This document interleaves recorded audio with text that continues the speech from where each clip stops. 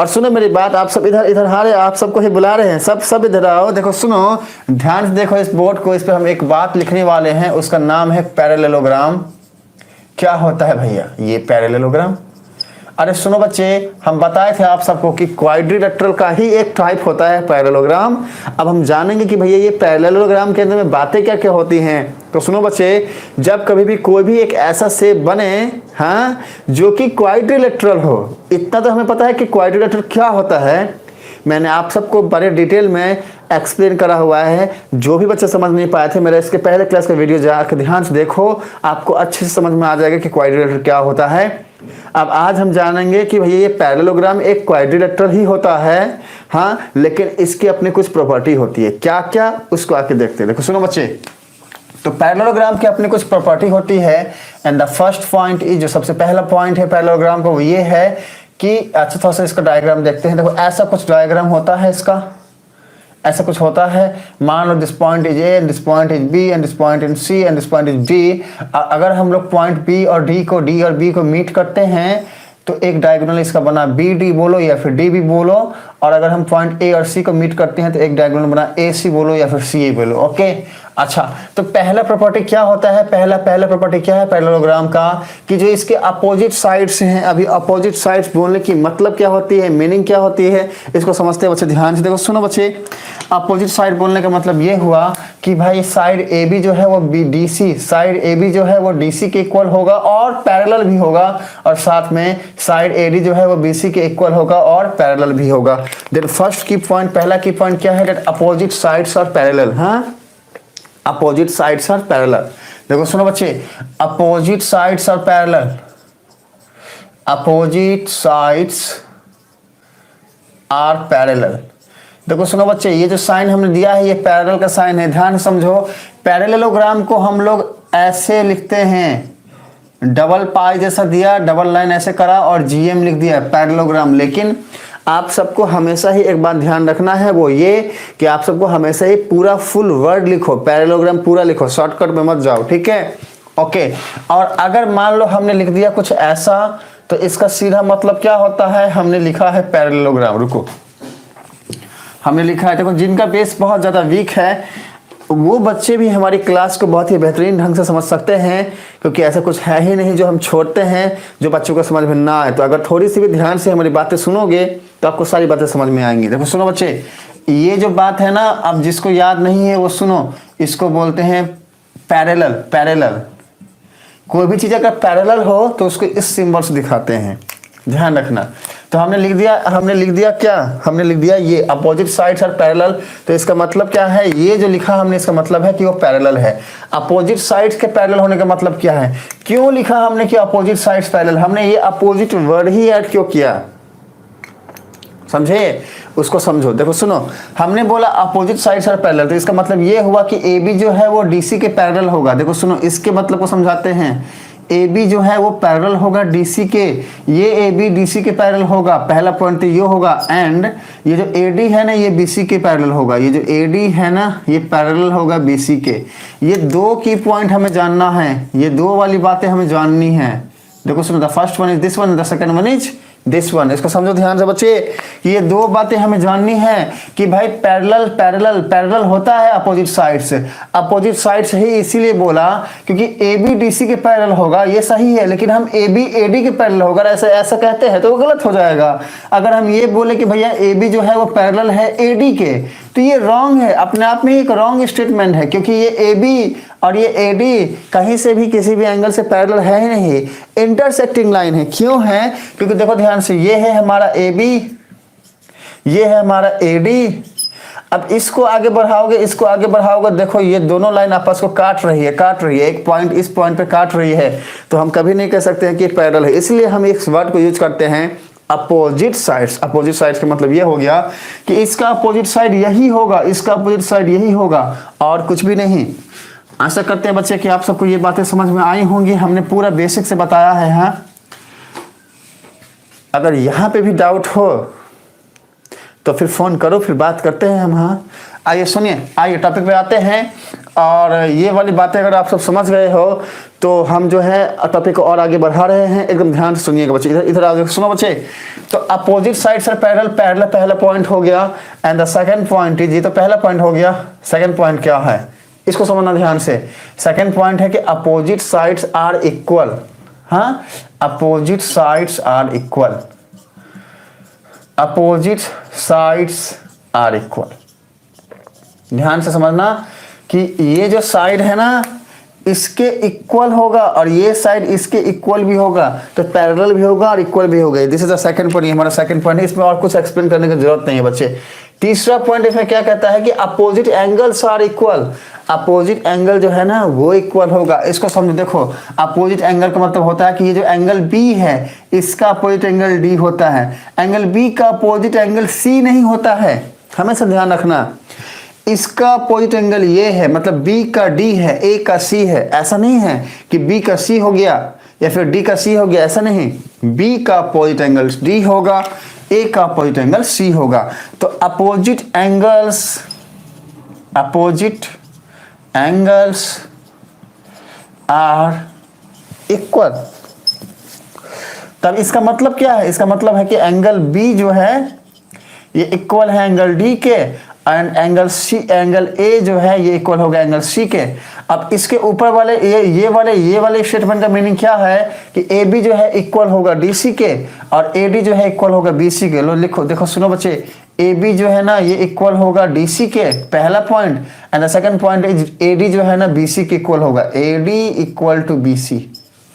देखो सुनो बच्चे, ये दो बातें एकदम ध्यान रखना है, कभी भी इस बात को भूलना मत।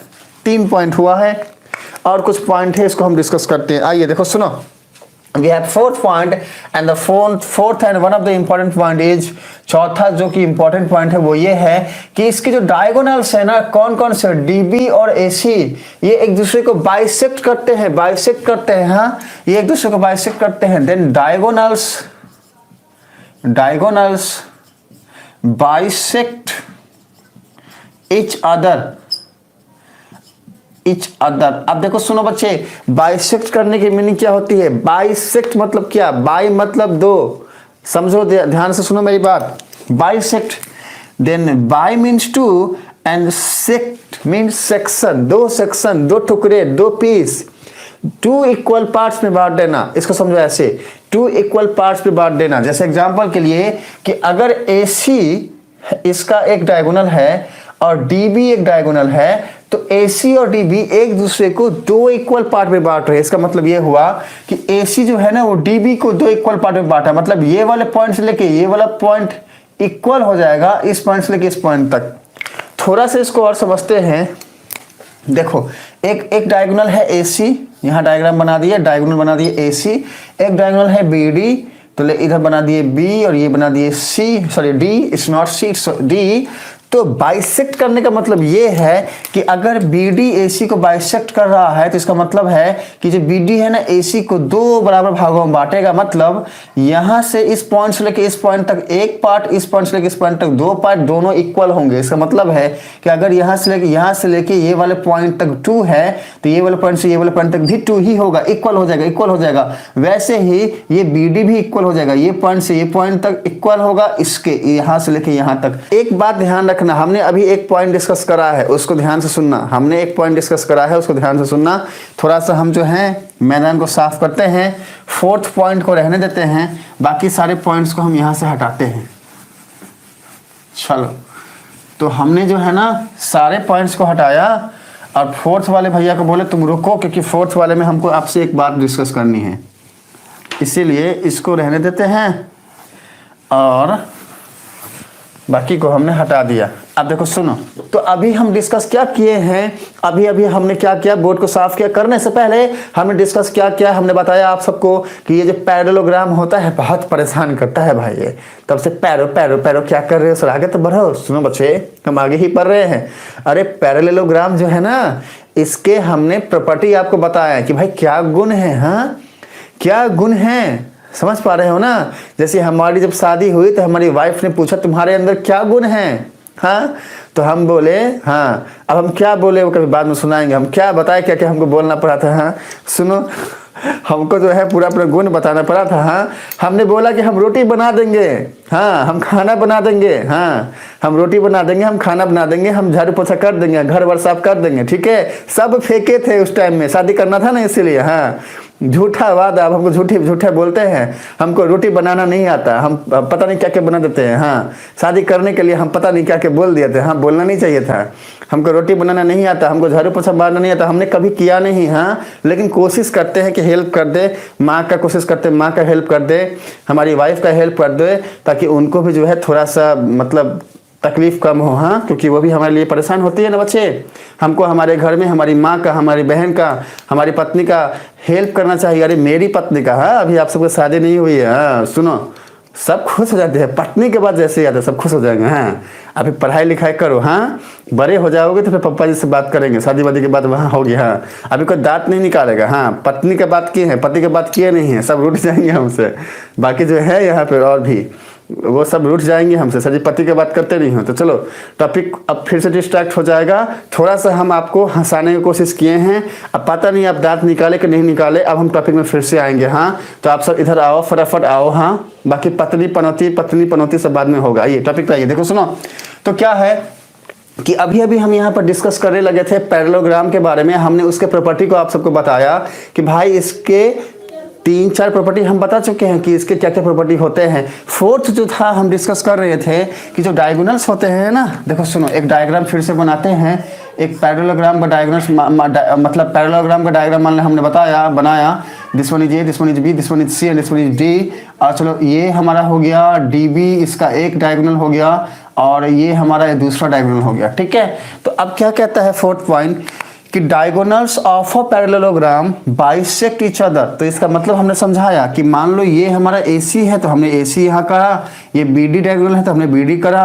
और बाइसेक्ट का मतलब हमने आप सबको समझाया कि अगर AC BD को बाइसेक्ट कर रहा है तो इसका मतलब है, या फिर BD AC को बाइसेक्ट कर रहा है तो इसका मतलब है कि BD AC को 2 इक्वल पार्ट में डिवाइड कर रहा है। इसका मतलब ये हुआ कि ये वाले पॉइंट से लेके ये वाले पॉइंट तक अगर 2 है, 2 है, लेंथ इसका 2 है, तो ये वाले पॉइंट से लेके ये वाले पॉइंट का लेंथ भी 2 ही होगा। ठीक इसी तरीके से अगर AC BD को बाइसेक्ट कर रहा है, दोनों एक दूसरे को बाइसेक्ट करते हैं, 2 इक्वल पार्ट में डिवाइड करते हैं। तो अगर यहां से लेके यहां तक 3 है तो यहां से लेके यहां तक भी 3 ही होगा, मतलब कि ये डिस्टेंस और ये डिस्टेंस सेम होगा। और इसी से एक फिफ्थ ऑब्जर्वेशन हमारा आता है, वो ये है कि एक पैरेललोग्राम के जो डायगोनल्स होते हैं वो इक्वल हो भी सकते हैं और नहीं भी हो सकते हैं। जैसा कि इस वाले डायग्राम में आप देख सकते हो कि हमने ये लिखा 2 2 मतलब ये टोटल 4 हो गया, AC का लेंथ 4 हो गया, और हमने लिखा है ये 3 3 मतलब BD का लेंथ 6 हो गया। मतलब इसके जो डायगोनल है वो इक्वल नहीं है। किसी किसी केस में इक्वल हो सकते हैं, किसी किसी केस में इक्वल नहीं हो सकते हैं। And this is the fifth observation we have. हमारे पास जो ऑब्जर्वेशन है, हमारा फिफ्थ ऑब्जर्वेशन है, वो हम यहाँ पे लिखते हैं, यहाँ पे लिखते हैं, या फिर इतने में भी लिखने से काम चल जाएगा। तो फिफ्थ ऑब्जर्वेशन है कि diagonals of a parallelogram, diagonals of a parallelogram हाँ मे बी इक्वल और मे नॉट बी इक्वल, मे और मे नॉट बी इक्वल, मे और मे नॉट बी इक्वल, मे और may not be equal, equal हो भी सकता है नहीं भी, मे और may not be equal, may not be equal. अब देखो सुनो, ये 5 पॉइंट हैं जो हमको ध्यान में रखना है। ओके, हम रिपीट करते हैं बच्चे 4th और 5th पॉइंट को हमारे अमन के लिए। तो आप सुनो ध्यान से, इधर आओ, देखो सुनो बच्चे, हम अभी क्या डिस्कस कर रहे थे, किसी भी एक पैरेललोग्राम की क्या प्रॉपर्टी होती है, किसी भी एक पैरेललोग्राम की क्या प्रॉपर्टी होती है, उसी को डिस्कस कर रहे थे। बच्चा देखो सुनो मेरी बात को ध्यान से, हमारे पास एक पैरेललोग्राम ये है। हाँ, अभी क्या है ना, हम डिस्कस ये किए, 5th पॉइंट को पहले देखते हैं। 5th पॉइंट क्या कहता है कि diagonals of a parallelogram, diagonals of a parallelogram may और मे नॉट बी इक्वल। कहने का मतलब ये है कि मान लो एक पैरेललोग्राम ये है और मान लिया हमने एक पैरेललोग्राम ये है। देखो सुनो, ये मान लो ये P है, ये Q है, ये R है और ये S है। तो अब अगर हम डायगोनल की बात करें तो पैरेललोग्राम PQSR है। इस पैरेललोग्राम में अगर देखें तो 2 डायगोनल क्या क्या हो जाएगा, पहला हो जाएगा RQ और दूसरा हो जाएगा PS। पहला हो गया आर क्यू, दूसरा हो गया पी एस। ये दो क्या हो गए, डायगोनल हो गए, ठीक है। अब इसमें देखें तो ये हो गया ए सी डायगोनल और ये हो गया डी बी डायगोनल। ओके, अब देखो सुनो, लेंथ गिवन है पी एस जो है ना, पी एस जो है ना, इसका लेंथ गिवन है कि ये है 4 यूनिट, कुछ भी ये मान लो, ये टोटल है 4 यूनिट, यहां से लेके यहां तक है 4 यूनिट। और ये जो आर क्यू है ना, इसको बोल दिया कि ये है 5 यूनिट। देखो ये जो पी एस है ना, इसको बोला कि ये 4 यूनिट है इसका लेंथ, और आर क्यू का बोला कि ये 5 यूनिट है इसका लेंथ। तो हमारी ऑब्जर्वेशन ये आई कि ये जो दो डायगोनल है ये आपस में इक्वल नहीं है बच्चे। हम लिखेंगे यहाँ पे कि R Q is not equals to P Q. क्यों?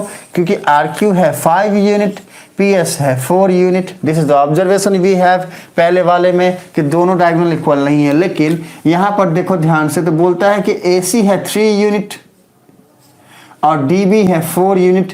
मतलब ये जो यहाँ से लेके यहाँ तक का डिस्टेंस है ये है 3, और यहाँ से लेके यहाँ तक का जो डिस्टेंस है ये वाला ये है 4। हाँ सॉरी 4 बोल रहे हैं, इसको भी एक काम करो 3 ही ले लो ताकि हम आपको समझा पाए जो समझाना चाहते हैं, या इसको दोनों को 4 ही ले लो, 4 ले लो, 4। मतलब AC जो है ना ये 4 है और DB जो है ना ये भी 4 है।